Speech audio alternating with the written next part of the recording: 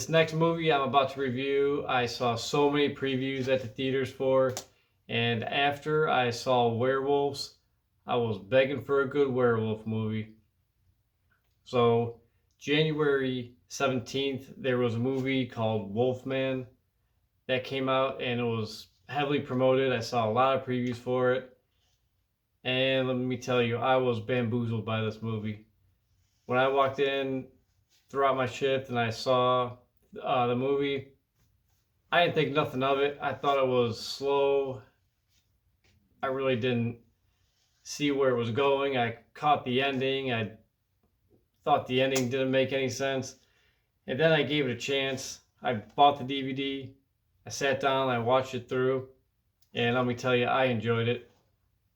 It was a disappointing 34.9 million worldwide it made. That's not that great for a horror movie. Horror movies, I don't know why, they just don't do good in the theaters. If a horror movie does over 100 million, that's considered good. But I don't know, no one was just watching this movie, but I'd give it a shot. I'm going to read the back just to let you know what it's about. It says, from Blumhouse and the director of The Invisible Man comes our modern take on the classic monster story Wolfman. Oh, by the way, have you seen The Invisible Man? Oh, no one has. Bad joke. Seeking a fresh start, Blake moves his wife Charlotte and daughter Ginger to his childhood home in rural Oregon. Upon arrival, they encounter a brutal animal attack, forcing the family to barricade themselves inside the house as an unseen creature prowls the perimeter. As the night wears on, Blake's injuries worsen and his bizarre behavior turns monstrous. To protect her daughter, Charlotte must decide whether to confront the danger outside or the growing horror within. Now, when they're driving, they are attacked by an animal. They don't know what it is, but they run away from it. They go to the childhood home and they barricade themselves in the home. Now, when Blake, that's the father, he gets injured. When he's at the house, he just thinks it's just a big scratch, but it turns into something worse. He starts turning into the wolf, and it's pretty cool how they show it. Not a lot of werewolf movies. They go through the stages of how you become a wolf. They show them gaining the senses of a wolf, like hearing things from far away and smelling certain things. There is a part where the dad was pretty bad. He was in pretty bad shape, and the kid is at his bedside, and the kid's talking to him, and they the cinematography on this part was amazing. I loved it. Throughout the whole movie, the cinematography, it's a hard word to say, cinematography was pretty good.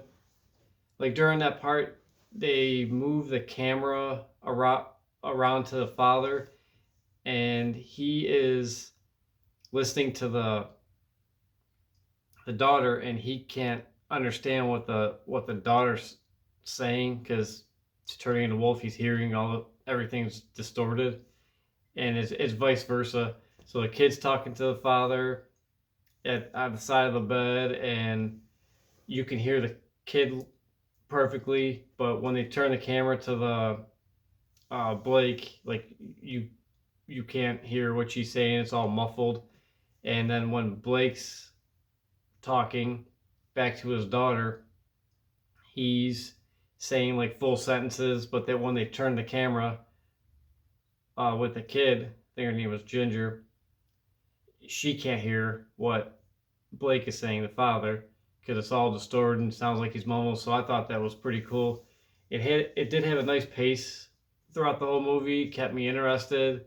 There were a few scenes where I just didn't get, like, I don't know, I don't know what they were thinking, like how they wrote the movie, but nothing, no one's perfect, no movie's perfect, but it was interesting. It was a good movie altogether. I was happy I got to see this. I'm glad I actually went through with it and finished the whole movie instead of just watching bits and pieces like at the theater.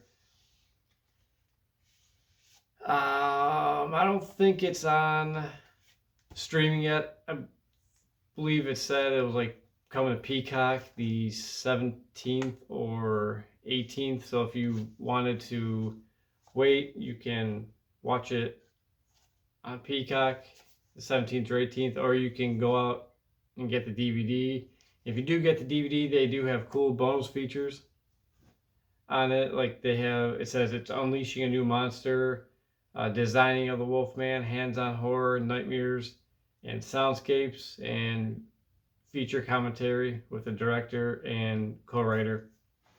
Uh, the main characters were Julia Gardner and Chris Abbott. I really don't know who these people were.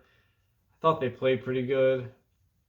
There really wasn't any character progression in the movie except the dad, Chris Abbott. He progressed into a wolf, so I guess you could say that's some sort of progression. I wish they would have ended it different, but everything in that movie just came together perfectly. I enjoyed it. I didn't think I was going to, from just what I saw, from the little bits and pieces I saw. I probably just walked in at the same time every single time. I thought it was boring and it dragged on and just didn't make sense. But after a sit down and just sitting there watching it, I liked it. I would give it a grade. I'd give it a C plus. It's respectable, and I would say it is rewatchable. So I'll give it another watch. I was gonna do a Minecraft video. I still might do that. The weekend's been going crazy with Minecraft, but that's it for this one. It's next week is Easter. I'm not sure if I'll be doing one next week, but I know at the end of this month it's halfway to Halloween. Spirit Halloweens will be opening up right around the corner. Thanks for watching. Hope you like this, subscribe, comment, share. You know the drill. Alright guys, see you on the next one. Ha ha ha ha ha!